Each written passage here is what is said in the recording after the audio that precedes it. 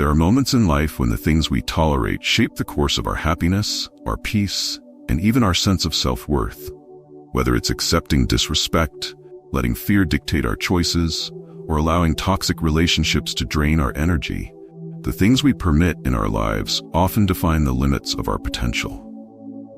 The Stoics believed that true strength and freedom come not from controlling the external world, but from setting boundaries within ourselves, from knowing what we should never accept. They understood that, to live a life of purpose and inner peace, there are behaviors, situations, and even thoughts that we must stand firm against. In today's video, we will explore 7 key principles rooted in Stoic philosophy. 7 things you should never tolerate if you wish to lead a stronger, more fulfilled life. These lessons are not just philosophical musings from ancient times. They are practical, everyday tools that can transform the way you approach challenges, relationships, and even your own inner dialogue. Whether it's learning to silence self-doubt, standing up to injustice, or choosing to walk away from negativity, these principles can guide you toward a life of greater clarity and strength. So if you're ready to take control of your own path, to protect your peace, and to embrace the power of Stoic wisdom, let's dive into these 7 Stoic life lessons that can reshape how you live, think, and interact with the world around you. 1. Disrespect towards yourself or others. Respect is a cornerstone of a meaningful life. It forms the basis for healthy relationships, self-confidence, and inner peace. Yet too often we tolerate small acts of disrespect, whether from others or, more dangerously, from ourselves, believing that they are insignificant. However, Stoic philosophy teaches us that even the smallest acts of disrespect can erode our sense of dignity and well-being over time, like drops of water gradually wearing away a rock. Think about it. How many times have you allowed someone to speak to you in a condescending manner? Perhaps a colleague dismisses your input in a meeting, or a friend makes snide remarks disguised as humor. At first it may seem harmless, a small thing you can brush off. But as these moments accumulate, they take a toll on your self-respect. You begin to internalize the disrespect, questioning your own worth and capabilities. This is why the Stoics emphasized that respect, both for oneself and others, must be protected and never compromised. Marcus Aurelius, one of the great Stoic philosophers and emperor of Rome, lived by the principle that the best revenge is to be unlike him who performed the injury. This meant not allowing the disrespect of others to define him or his actions. Respect isn't just something we demand from others, it's something we must cultivate within ourselves. How many times have you caught yourself thinking, "I'm not good enough," or "I'll never get this right"? These thoughts might seem normal or even motivating, but they are actually forms of self-disrespect. Stoic philosopher Epictetus warned against this kind of inner dialogue. He taught that our thoughts shape our reality, and negative self-talk is a direct attack on our self-worth. If we allow these thoughts to persist, we undermine our ability to grow and succeed. Epictetus once said, "First say to yourself what you would be, and then do what you have to do." This simple but profound advice reminds us that our actions should be rooted in a belief in our own value. Let's consider a scenario many of us can relate to. You've been working tirelessly on a project, but despite your best efforts, it doesn't meet the high standards you've set for yourself. Immediately, your inner critic jumps in, telling you that you're a failure, that your work will never be good enough. But instead of accepting these thoughts, Stoicism encourages us to challenge them. Marcus Aurelius himself often faced overwhelming challenges as emperor, and yet he always returned to the idea that his thoughts were within his control, even if the external world was not. "You have power over your mind, not outside events," he wrote. "Realize this, and you will find strength." By reframing your thoughts, you begin to practice self-respect. You understand that perfection is unattainable, but effort, growth, and resilience are what truly matter. Each mistake or setback is simply a stepping stone toward improvement, not a reflection of your worth. This shift in mindset allows you to treat yourself with the same kindness and patience that you would offer a friend or loved one. It's about learning to be your own advocate and protector. Respect is also something we owe to others, not just to ourselves. The Stoics believed that we all share a common humanity, and that justice, one of the 4 cardinal virtues, requires us to treat others with fairness and respect. When you witness someone being disrespected, whether it's a coworker being interrupted or a friend being belittled in conversation, it's not enough to remain silent. Silence in the face of injustice is a form of complicity. As Marcus Aurelius noted, justice is the source of all virtues. This means speaking up when you see someone being wronged, even if it's uncomfortable. It's about standing for what is right and refusing to tolerate behavior that undermines the dignity of others. Imagine this scenario. You're in a meeting, and a colleague is repeatedly talked over or dismissed. You might feel hesitant to intervene, fearing that you'll draw attention to yourself or create tension. But the Stoic way is to rise above those fears and act in alignment with your values. You could calmly but firmly interject, saying something like, "I'd like to hear what colleague's name was saying," or simply ensuring that their input is acknowledged. In doing so, you not only defend the respect they deserve, but also reinforce your own integrity. Furthermore, there's a deeper layer to this practice of respect. It's about recognizing the value in every human being, regardless of their status, opinions, or behavior toward you. This doesn't mean you accept or condone bad behavior. Rather, you maintain your own standards of respect and dignity, regardless of how others act. As Epictetus taught, we cannot control how others behave, but we can control our own responses. When we refuse to engage in disrespect or allow it to influence our actions, we free ourselves from the cycle of negativity and anger. But what happens when disrespect comes from within? Often, the harshest criticisms are the ones we levy upon ourselves. We allow perfectionism, fear, and self-doubt to guide our thoughts, thinking that we're pushing ourselves to be better. But in reality, we're eroding our confidence and limiting our potential. A Stoic response to this inner disrespect is to practice self-compassion, understanding that failure is a part of the human experience, and that our worth is not defined by any single moment or achievement. Ultimately, living by Stoic principles means setting boundaries, both with others and within ourselves, about what we will and will not tolerate. Disrespect in any form undermines our pursuit of a virtuous life. By standing firm in the face of disrespect, we affirm our commitment to living with dignity, integrity, and a sense of purpose. Remember, as Marcus Aurelius wisely said, waste no more time arguing about what a good man should be one. In other words, let your actions reflect the respect you expect both from yourself and from those around you. 2. Letting negative emotions rule you.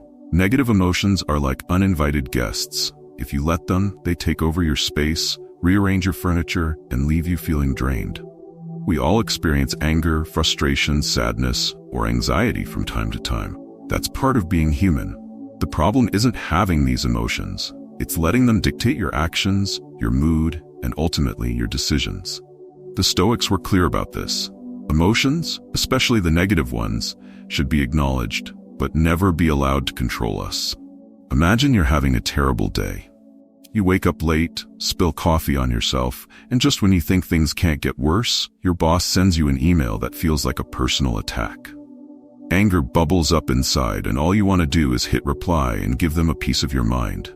It feels justified, right? But the Stoics would pause here.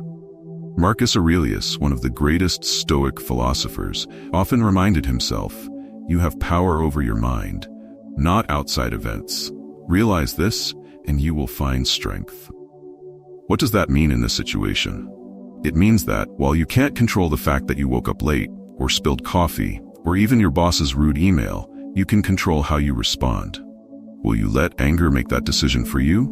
Or will you take a step back, breathe, and decide to respond in a way that aligns with who you truly want to be? Let's face it, emotions can feel like they have a mind of their own. When you're angry or anxious, it's easy to act impulsively, to say or do things that you later regret. But that's where Stoicism comes in. The Stoics teach us that emotions are like passing storms. They come, they go, and they don't define who we are unless we let them. You are not your anger, your sadness, or your frustration. These are feelings, not facts. And like all feelings, they will pass if you don't feed them with attention and reaction. Let's take a modern example. Picture yourself in traffic, stuck behind a line of cars, and you're already late. The frustration is building, your jaw is tight, and you can feel the stress pounding in your head. It's tempting to honk, shout, or maybe even blame the universe for making your day worse. But here's the thing. Will any of that make the traffic move faster? Of course not. What the Stoics would suggest instead is that you recognize the futility of these negative emotions. They serve no productive purpose. As Epictetus famously said, it's not what happens to you, but how you react to it that matters. So you can choose to sit there stewing in your frustration, or you can choose to accept the situation and calm your mind. This doesn't mean you suppress or ignore your emotions. On the contrary, the Stoics encourage us to acknowledge them.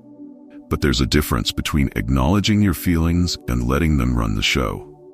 Let's say you've had an argument with a close friend. You're hurt and angry, and all you can think about is how wrong they were.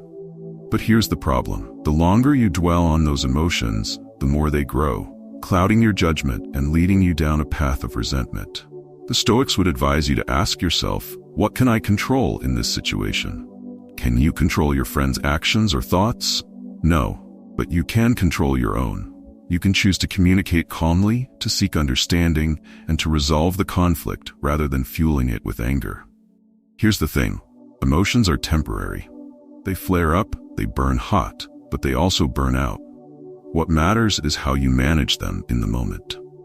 The Stoics teach us that every moment of emotional intensity is an opportunity to practice self-mastery.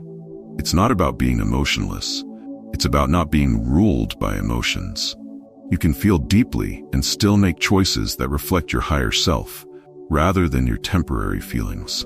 Let's say you're feeling anxious about an upcoming presentation. Your mind is racing, thinking about all the things that could go wrong, and the anxiety is getting overwhelming. A Stoic approach to this situation would be to remind yourself that the anxiety is just one part of the equation. Yes, you're nervous, but that doesn't mean you're incapable. Marcus Aurelius wrote, "If you are distressed by anything external, the pain is not due to the thing itself, but to your estimate of it, and this you have the power to revoke at any moment." In other words, it's not the presentation that's causing your anxiety. It's the story you're telling yourself about what might happen. Change the story, and you can change the emotion. Another important aspect of Stoicism is recognizing the impermanence of emotions. What feels overwhelming today may not even matter tomorrow. Think back to a time when you were angry about something that, in hindsight, seems trivial.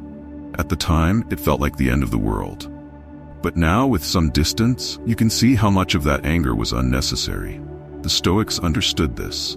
They knew that emotions were fleeting, and they encouraged us to take a long view. Will this anger, sadness, or frustration matter a year from now? Even a week from now? Probably not. And if that's the case, why give it so much power over you? This is where the concept of amor fati comes in. Loving one's fate. It's about accepting whatever happens with grace, even the emotions that arise in difficult moments. Instead of fighting against what you feel or wishing things were different, you embrace the present moment as it is, knowing that it's all part of the process. You can't always control what happens, but you can always control how you respond to it.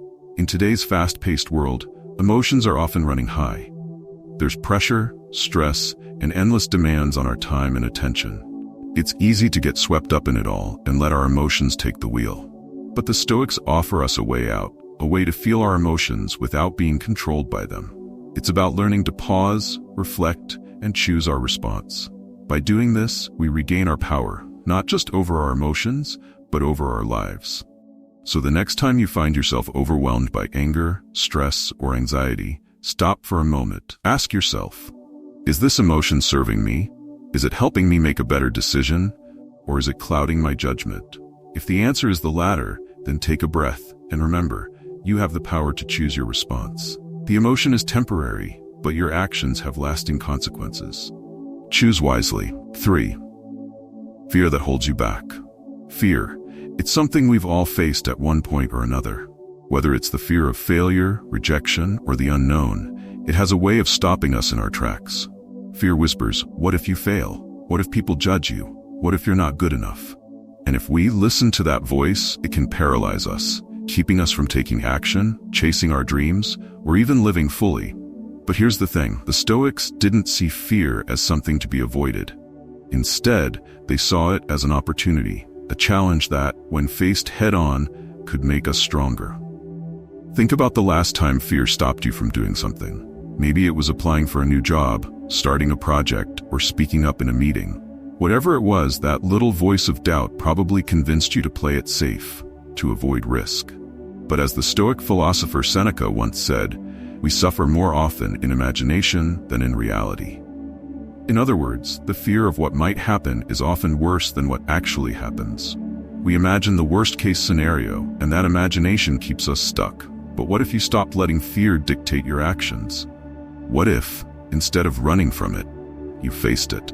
The Stoics believed that fear is natural, but it should never be the driving force behind your decisions. Epictetus, another famous Stoic, said, "He who is not a slave to fear will not be a slave to anyone." This means that by conquering your fear, you free yourself, not just from the fear itself, but from all the limitations that come with it. Let's bring this into a real-world scenario. Imagine you're about to give a presentation and you're terrified. Your heart is racing, your palms are sweaty, and all you can think about is, what if I mess up? What if they don't like me? But here's the Stoic twist. Instead of letting those thoughts take over, you pause and ask yourself, what's the worst that could happen? Sure, maybe you'll stumble over a word or two. Maybe you'll forget a point. But in the grand scheme of things, does it really matter? Will it affect your life a year from now? Probably not. By putting fear in perspective, you strip it of its power. Stoicism teaches us that most fears are based on things we can't control, the opinions of others, future outcomes, or external events. But what we can control is how we respond to those fears. Marcus Aurelius, who ruled the Roman Empire and faced countless fears during his reign, wrote in his Meditations, "It is not death that a man should fear, but he should fear never beginning to live." Fear of failure or fear of judgment is not the problem. The problem is letting that fear stop you from trying, from taking that first step. Let's think of another example. You've been wanting to switch careers for a long time, but every time you think about it, fear creeps in. What if I'm not good enough? What if I fail? And so you stay in the same place, never knowing what could have been. The Stoics would encourage you to ask yourself, what's the worst that could happen if I try? And what's the worst that could happen if I don't? More often than not, the regret of not trying is far worse than the fear of failure. Fear can be a motivator when we learn to use it as a tool, but it should never be the barrier that keeps us from living fully. And what about fear of the unknown? Humans are wired to crave certainty, but the Stoics knew that life is anything but predictable. Marcus Aurelius reminded himself that the universe is constantly changing and that resisting this change only leads to more fear. He said, "Loss is nothing but change, and change is nature's delight." What he meant was that fear often arises from our resistance to change, from clinging to what's familiar. But change is inevitable, and by embracing it instead of fearing it, we grow. When we stop resisting, we make space for new opportunities, experiences, and growth. Imagine you're moving to a new city. You don't know anyone, and the fear of starting over is overwhelming. What if you don't make friends? What if you hate your job? What if things don't work out? But instead of letting that fear hold you back, you remind yourself that everything in life is temporary. The discomfort you feel now will pass, and in its place will be new experiences that you couldn't have imagined. Fear of the unknown is only powerful if you let it convince you that the unknown is something to be feared. The Stoics teach us that the unknown is where growth happens. The beauty of Stoicism is that it doesn't ask us to eliminate fear altogether. That's impossible. Instead, it asks us to recognize fear for what it is, a signal, not a stop sign. Fear can alert us to challenges, but it doesn't have to prevent us from facing them. When we embrace the Stoic idea of amor fati, the love of one's fate, we learn to accept whatever comes our way, knowing that fear is just another part of the journey. Let's talk about failure for a second, because that's often at the root of our fears. The Stoics had a lot to say about failure. To them, failure wasn't something to be feared, it was something to be learned from. Seneca famously said, "It is a rough road that leads to the heights of greatness." This means that failure is not the end, but part of the process. Every failure teaches you something, strengthens you, and prepares you for the next step. The only true failure, in the eyes of the Stoics, is not trying at all.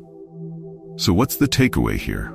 Fear will always be there, lurking in the background, whispering doubts in your ear. But you don't have to listen. You can acknowledge it, respect it even, but you don't have to let it decide your actions. The Stoics believed that courage wasn't the absence of fear, but the ability to act despite it. Every time you face your fears, you grow stronger. And with each step you take in the face of fear, it loses a little more of its hold on you.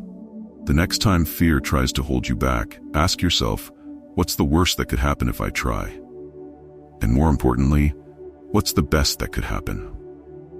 Don't let fear be the thing that stops you from living fully. As Marcus Aurelius said, the impediment to action advances action.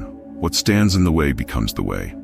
Your fear is not a barrier, it's an opportunity for growth. Embrace it, face it, and move forward anyway. 4. Clinging to the past and avoiding change.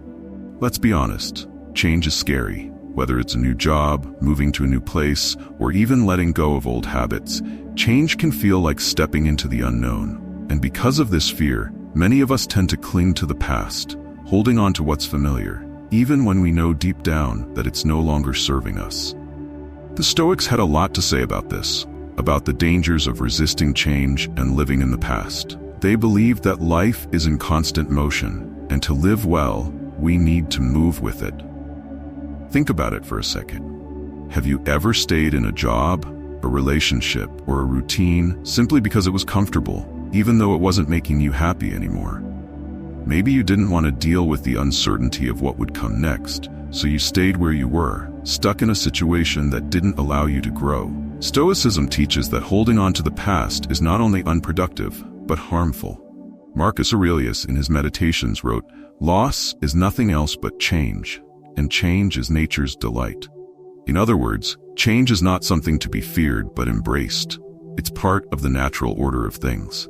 Let's say you've been in the same job for years. It's stable, predictable, and provides you with a decent paycheck. But deep down, you're bored, unfulfilled, and maybe even unhappy. You start thinking about making a change, perhaps applying for a different role, starting your own business, or even switching careers entirely. But then fear sets in. What if it doesn't work out? What if I fail? What if I end up regretting this decision? These thoughts, rooted in a desire to hold on to what's familiar, can keep you from making a change that could actually improve your life. Stoicism encourages us to ask ourselves, what's the worst that could happen if I make this change? And what's the cost of staying where I am? Avoiding change is often linked to our attachment to the past. We romanticize what used to be, convincing ourselves that things were better back then, or that we've already experienced the best life has to offer. But the Stoics remind us that the past is gone, it no longer exists, and clinging to it only keeps us from embracing the present. Marcus Aurelius was a master at letting go of the past. He constantly reminded himself to live in the present moment, to focus on what was in front of him rather than dwelling on what was behind. He wrote, "Confine yourself to the present." This doesn't mean we forget our past experiences entirely. It means we don't let them control our current actions. Think about a time when you were reluctant to let go of something or someone from your past. Maybe it was a relationship that had run its course, or a project you were passionate about but no longer felt connected to. It's natural to want to hold on to things that once brought us happiness or comfort. But what the Stoics teach us is that change is inevitable, and resisting it only leads to suffering. By holding on to the past, we close ourselves off to new opportunities, new experiences, and the possibility of growth. Let's take another example. Imagine someone who's just moved to a new city for a job. They miss their old friends, their familiar routines, and the places they used to go.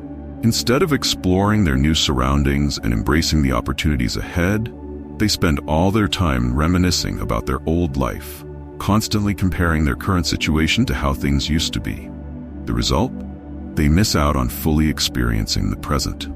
The Stoic approach here would be to accept that the past is behind them and to focus on making the most of where they are now. Epictetus said it best: "Don't demand that things happen as you wish, but wish that they happen as they do, and you will go on well." Change is uncomfortable, there's no denying that. It pushes us out of our comfort zones, forcing us to confront uncertainty. But that's where growth happens. The Stoics believed that we are meant to evolve, to adapt to the constant changes life throws at us. When we cling to the past, we stop evolving. We become stagnant, unable to move forward. Seneca, another great Stoic philosopher, wrote, "Every new beginning comes from some other beginning's end." This is a reminder that in order to create space for new opportunities, we need to let go of what no longer serves us. Let's consider a more modern scenario. Think of someone who has been in a relationship for years, even though it's no longer healthy. They stay because they're afraid of the unknown. They wonder if they'll find someone else, if they'll be happier on their own, or if they're making a mistake by leaving. The fear of change keeps them stuck in a situation that isn't allowing them to grow. The Stoic mindset would encourage them to accept that change is necessary, even when it's difficult. They would remind themselves that while the future is uncertain, staying in a situation that no longer brings growth or joy is not the answer. The Stoics also taught that avoiding change comes from a desire to control the uncontrollable. We want to keep things the way they are because it gives us a sense of security. But the reality is, life is constantly changing, whether we like it or not. The seasons change, people change, circumstances change. And when we fight against that natural flow, we create unnecessary stress and suffering for ourselves. Marcus Aurelius said, "Time is like a river made up of events which happen, and its current is strong. No sooner does a thing appear than it is swept away, and another comes in its place." Instead of resisting change, we need to flow with it, accepting that what was once a part of our lives may no longer be, and that's okay. Ultimately, the Stoics teach us that the only constant in life is change. And by embracing that fact, by letting go of the past and accepting the present, we free ourselves to live fully and authentically. We stop holding on to things that no longer serve us and make room for new experiences, new opportunities, and new growth. So the next time you find yourself resisting change or clinging to the past, ask yourself, what am I really afraid of? What could I gain by letting go? The answer might just surprise you. 5. Neglecting financial planning. Money can be a tricky subject. Some people avoid thinking about it altogether, while others obsess over it to the point where it becomes the center of their lives. But here's the thing. Whether we like it or not, money is an essential part of life. It affects the decisions we make, the opportunities we have, and even our sense of security. Yet, despite its importance, many people neglect financial planning, either because it feels overwhelming or because they believe it's something they'll figure out later. But the Stoics would have something to say about that. For the Stoics, the future is uncertain, and while we can't predict what's going to happen, we can prepare for it. Seneca, the Stoic philosopher, said, "Luck is what happens when preparation meets opportunity." In other words, while we can't control the randomness of life, we can control how prepared we are for whatever comes our way. And when it comes to finances, being prepared is key. Financial planning isn't about obsessing over money, it's about being mindful of how you use it and making sure you're setting yourself up for the future. Let's think about this in a modern context. Imagine you're in your 20s or 30s, just starting out in your career. Maybe you've got student loans, maybe you're living paycheck to paycheck, or maybe you're just not thinking too much about your long-term financial health. After all, retirement is decades away, right?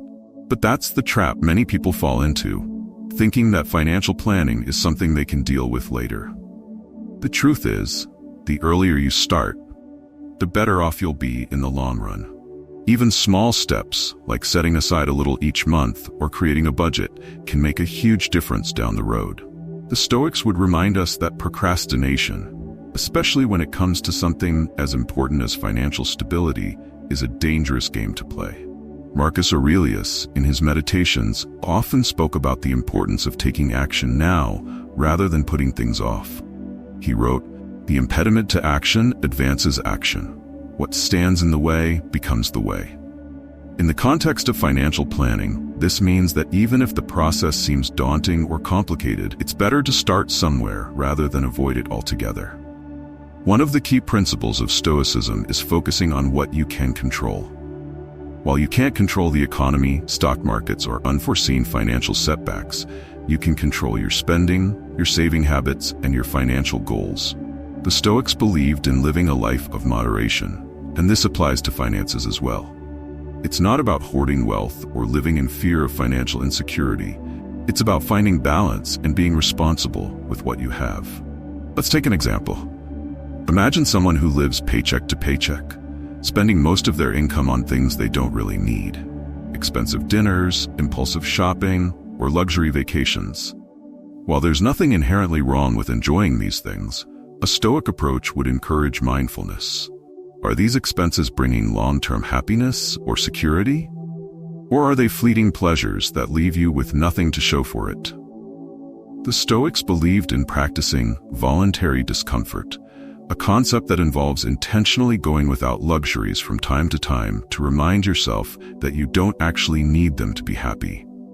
By doing this, you train yourself to be more resilient and less dependent on external comforts. In modern terms, this could look like cutting back on unnecessary expenses and saving or investing that money for the future. It's not about depriving yourself. It's about being mindful of where your money goes and ensuring that you're not sacrificing long-term security for short-term pleasure. Epictetus once said, "Wealth consists not in having great possessions, but in having few wants."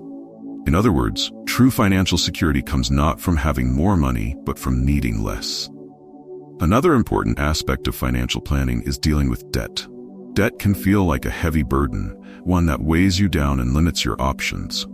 Whether it's student loans, credit card debt, or a mortgage, debt can create a sense of financial insecurity that's hard to shake. But avoiding it or ignoring it doesn't make it go away. The Stoics would encourage facing it head-on. Just as they taught us to confront our fears and challenges directly, they would advise us to tackle debt with a plan. This might mean creating a strict budget, cutting back on unnecessary spending, or finding ways to increase your income to pay off debt faster. Let's think of another scenario. Imagine someone who's been living a comfortable lifestyle, but without much thought for the future. They have a good job, they make decent money, and they enjoy their life. But they haven't saved for emergencies, and they don't have a retirement plan. Suddenly, they lose their job, and without any financial cushion, they're thrown into panic mode. This is where Stoic principles can be incredibly helpful. The Stoics believed in preparing for life's uncertainties, knowing that things can change at any moment. By having a financial plan in place, whether it's an emergency fund, a retirement account, or simply living below your means, you give yourself the freedom to face life's challenges with confidence, rather than fear. Now, let's talk about investing. For many people, investing feels like a foreign concept, something only the wealthy do, or something too risky to get involved in. But investing is an essential part of financial planning, and the sooner you start, the better. Stoicism teaches us to look at the long term, to focus on what's within our control, and to approach things with patience. Investing isn't about getting rich quickly, it's about slowly building wealth over time by making smart, informed decisions. Just as the Stoics believed in cultivating virtues through daily practice, investing is about consistency and discipline. In today's world, it's easy to get caught up in consumerism, constantly chasing the next big purchase or upgrade. But the Stoics would remind us to ask ourselves, is this really necessary? Will this add value to my life, or is it just a distraction? Financial planning is about making thoughtful, intentional decisions that align with your long-term goals. It's about living within your means, avoiding unnecessary debt, and ensuring that you're prepared for whatever life throws your way. At the end of the day, neglecting financial planning is like sailing a ship without a map. You might enjoy the ride for a while, but eventually, you'll run into rough waters without any direction. The Stoics teach us to prepare for the future, to live with intention, and to take responsibility for our actions. By applying these principles to your financial life, you can create a sense of security and freedom that allows you to live fully without the constant worry of what might happen next. 6. Neglecting emotional well-being. When was the last time you took a moment to check in with yourself emotionally? We often get caught up in the rush of everyday life, work deadlines, family responsibilities, social obligations, and it's easy to put our emotional well-being on the back burner. But just as we care for our physical health, our emotional well-being is just as important, if not more so. Ignoring your emotions or bottling them up might seem like a short-term solution, but over time, it can lead to stress, burnout, and even deeper issues like anxiety or depression. The Stoics understood the importance of emotional health, even if they didn't use that exact term. They believed in maintaining inner peace and balance, no matter what life throws at you. But maintaining that peace requires recognizing and managing your emotions, not pushing them aside. Marcus Aurelius, the Roman emperor and Stoic philosopher, often wrote about the importance of facing difficult emotions with courage. In his meditations, he reminded himself, the happiness of your life depends upon the quality of your thoughts. In other words, how we process our emotions and the thoughts we allow to shape our inner world directly impact our well-being. Let's be clear, emotional well-being doesn't mean being happy all the time. It's about understanding and managing the full range of emotions, from joy to sadness, anger to fear. The Stoics didn't believe in suppressing emotions. They believed in mastering them. This means acknowledging when you're upset, stressed, or frustrated, and learning how to respond in a way that aligns with your values, rather than letting those emotions control you. Think about a time when you were overwhelmed by stress. Maybe you were dealing with too many things at once. Work was piling up, family responsibilities were getting more demanding, and you just felt like everything was too much. It's tempting in those moments to push through, to ignore how you're feeling, and focus on just getting things done. But that's where the problem starts. When we neglect our emotional well-being, we burn out. We become less effective in everything we do, and our relationships suffer because we're not fully present. The Stoics, particularly Epictetus, had a lot to say about emotional resilience. Epictetus taught that while we can't control what happens to us, we can control how we respond. He said, "It's not what happens to you, but how you react to it that matters." In other words, life will always have challenges, but your emotional well-being depends on how you handle those challenges. Do you let stress and frustration take over? Or do you take a step back, reflect on the situation, and choose how to respond? Let's take a modern example. Imagine you've had a terrible day at work. Everything that could go wrong did, and by the time you get home, you're exhausted and frustrated. It's easy to take those emotions out on the people around you, your partner, your kids, or even yourself. But the Stoics would remind us to pause in those moments and ask, is this how I want to respond? Will this improve the situation? By acknowledging how you're feeling and giving yourself the space to process those emotions, you can avoid lashing out and instead respond in a way that aligns with your values. But what does it actually look like to take care of your emotional well-being? For the Stoics, this meant practicing mindfulness and self-reflection. They encouraged daily reflection on one's thoughts and actions, a practice that allowed them to stay grounded and maintain emotional balance. Marcus Aurelius often ended his day by reflecting on what went well, what didn't, and how he could improve tomorrow. He didn't dwell on mistakes or let negative emotions linger. Instead, he saw them as opportunities for growth. In today's world, emotional self-care can take many forms. It might be as simple as taking a few minutes each day to breathe, meditate, or journal about how you're feeling. It could be setting boundaries with people who drain your energy or saying no to commitments that overwhelm you. It might even mean seeking support from friends, family, or a therapist when you're going through a tough time. Emotional well-being is about recognizing when you need to step back and take care of yourself before things spiral out of control. One of the biggest misconceptions about Stoicism is that it promotes emotional detachment or numbness, but that's not true. The Stoics didn't believe in ignoring emotions. They believed in understanding and managing them. Seneca, another famous Stoic, wrote, "No man is free who is not master of himself." This means that emotional freedom doesn't come from suppressing your feelings, but from learning to manage them in a healthy way. Stoicism is about mastering your emotions, not being controlled by them. Let's say you're dealing with a difficult situation in your personal life, a breakup, a loss, or a major disappointment. It's natural to feel sad, angry, or even lost. The Stoics wouldn't tell you to ignore those feelings. Instead, they would encourage you to face them head-on, to process them fully, but not to let them consume you. Marcus Aurelius wrote, "You have power over your mind, not outside events. Realize this, and you will find strength."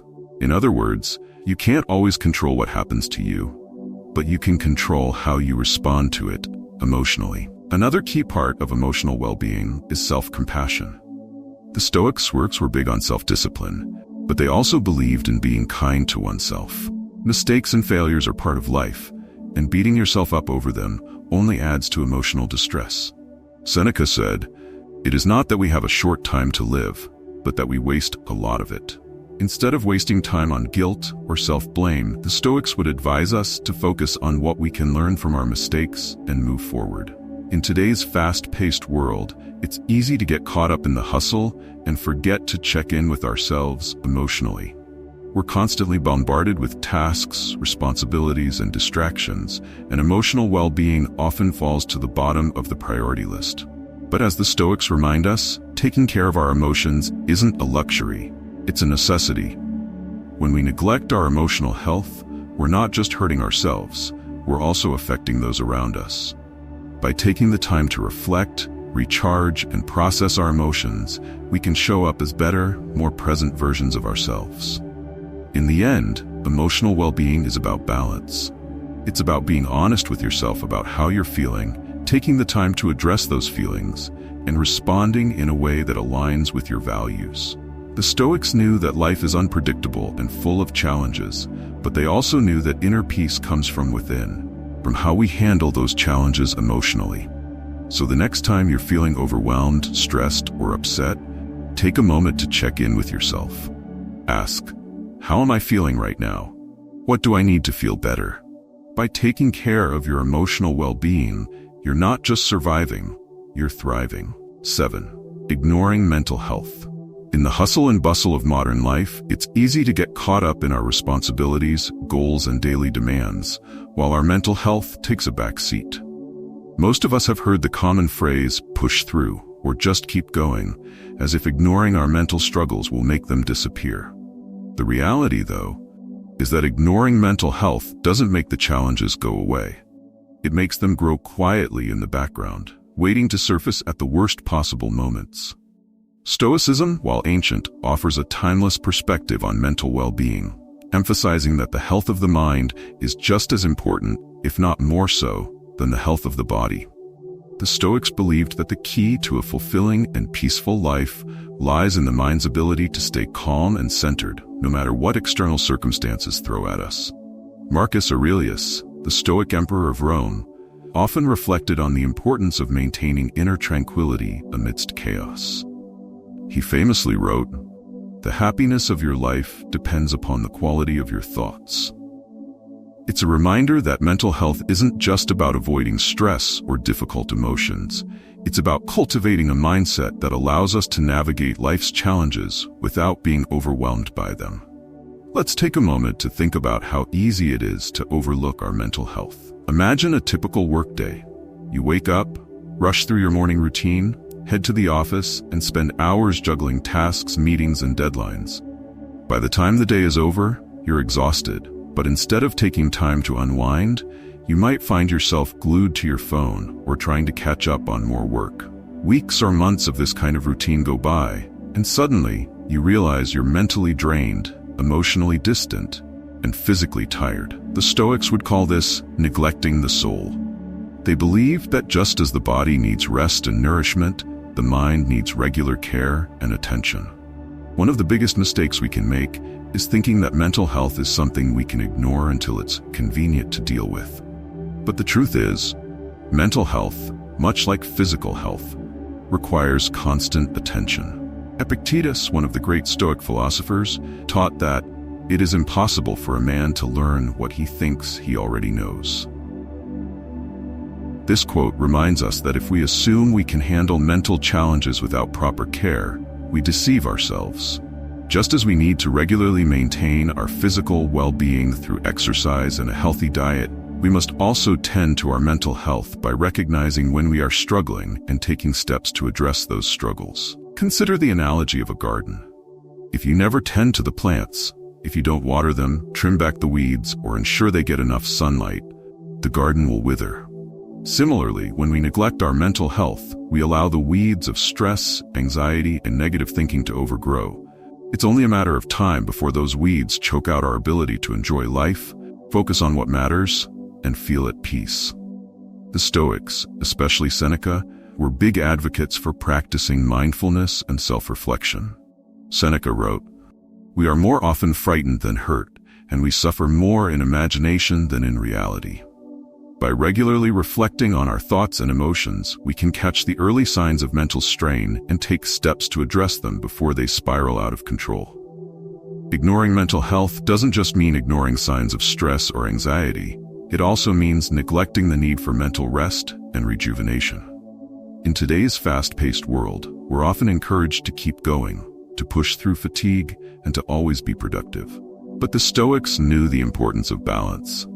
Marcus Aurelius, despite being one of the most powerful men in the world, took time every day to reflect, journal, and meditate. He understood that mental clarity didn't come from constant action, but from moments of stillness.